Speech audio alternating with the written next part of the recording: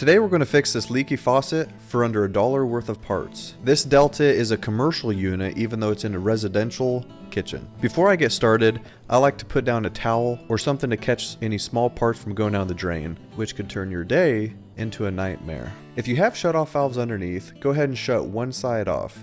If that stops the leak, you know to replace that side. I didn't have shut-off valves underneath, so I had to go to the basement and turn off water to the whole house.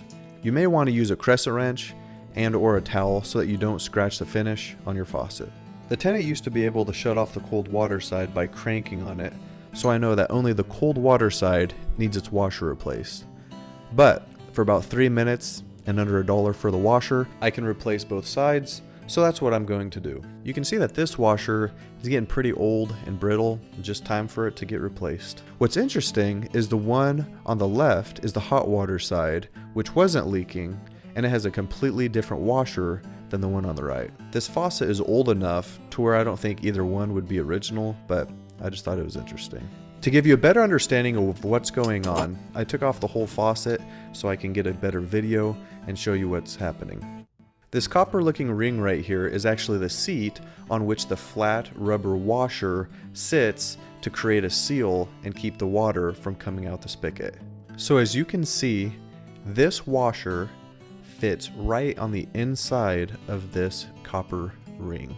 So when you turn on the water, what that is doing is separating the flat rubber gasket from the seat, which allows water to go through. Now go ahead and take out the screw that's holding on the washer. And if you've liked this video or if you've gotten any value from it, if you could go ahead and hit the like button and consider subscribing, that would help me out a lot and encourage me to keep doing these videos. So here's the washer from the hot side, and it wasn't leaking, but you can see with this big crack in it that it was probably pretty close to leaking. I'll put a link in the description of the exact washers that I used on Amazon, which is on the left hand side, but I'd also consider the one on the right hand side, which makes them just a few pennies per washer, and also had really good reviews, and I went ahead and bought a kit today too. You can see the old washers are on the left and the new washer is on the right. And on the new washer, on the very bottom is a little lip. On the other side of that is the size and some writing, and you want the part you can see here making the seal on the seat. If you look closely right here, you can see there's some sort of either corrosion or broken piece on this seat, and that may be wearing out the gasket prematurely. So I'll have to keep an eye on that, and the only thing to do is replace the whole faucet. Now all you got to do is screw in your new washer. Make sure the bevel end is down first, like you can see here. You have metal threads and you don't want this coming out, so get it fairly tight here, but don't go overboard.